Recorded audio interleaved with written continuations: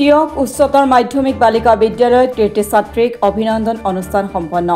টিয়কৰ অন্যতম অগ্ৰণী চৰকাৰী বিদ্যালয় টিয়ক উচ্চতৰ মাধ্যমিক বালিকা বিদ্যালয়ত 2023-2024 বৰ্ষৰ কীৰ্তি ছাত্ৰীক অভিনন্দন অনুষ্ঠান অনুষ্ঠিত হয়।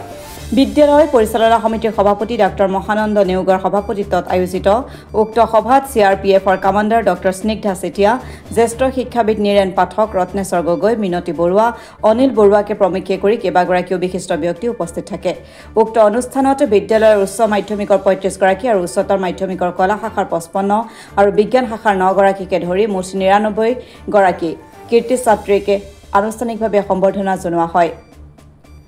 উল্লেখযোগ্য যে ইয়াৰ লগতে বিদ্যালয়ৰ প্ৰতিষ্ঠাপক প্ৰধান শিক্ষক তথা কেইবাগৰাকীও অৱসৰপ্ৰাপ্ত অধ্যক্ষ, শিক্ষকৰ সোঁৱৰণি ন্যাস বঁটা তথা কেইবাগৰাকীও বৰ্তমান বিদ্যালয়ত কৰ্মৰত শিক্ষকে পিতৃ-মাতৃৰ সোঁৱৰণত আগবঢ়োৱা বিভিন্ন শিতানৰ বঁটাসমূহো বিতৰণ কৰে আৰু বিদ্যালয়ৰ 6ষ্ঠ শ্ৰেণীৰ পৰা 12ক শ্ৰেণীলৈকে বছৰেকীয়া পৰীক্ষাৰ প্ৰথম 3টা শীৰ্ষ স্থান লাভ কৰা 28 গৰাকী ছাত্ৰীক পুৰস্কৃত কৰে।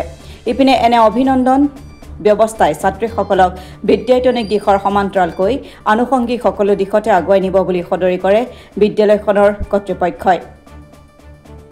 ইফালে উক্ত অনুষ্ঠানতে বিদ্যালয়ৰ 9ম শ্ৰেণীৰ ছাত্ৰী কস্তুৰী গোস্বামীৰ এখন গল্পপুথি আনুষ্ঠানিকভাৱে উন্মোচন কৰা হয়, যিসকলৰ বাবে অতি আনন্দৰ বিষয় বুলি অভিহিত কৰে বিদ্যালয়ৰ অধ্যক্ষ ৰাজু কুমাৰ শইকীয়াই।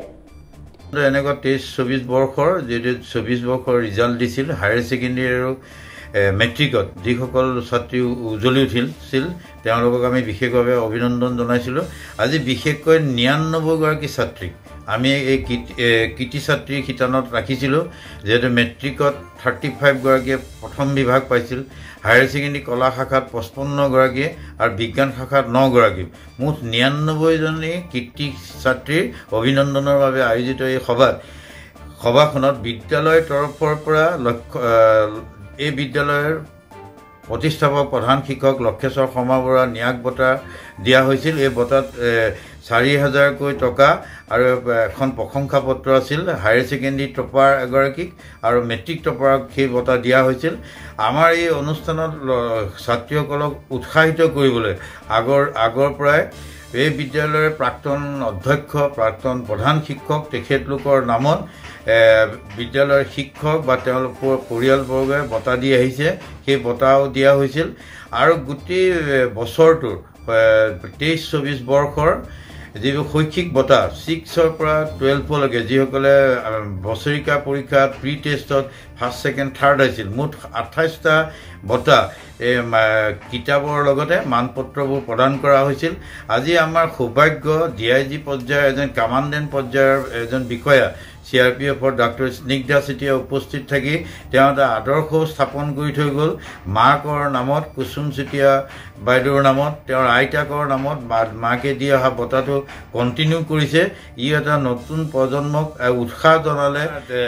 9ম শ্ৰেণীত পঢ়ি থকা ছাত্ৰী কস্তুৰী গোস্বামীয়ে এখন গল্প সংকলন আজি উন্মোচন তেওঁৰ হয়।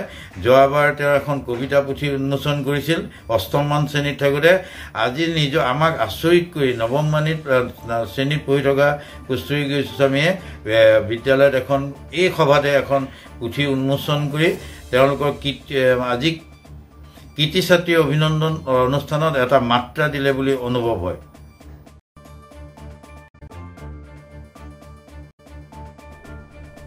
Bureau report Assam today.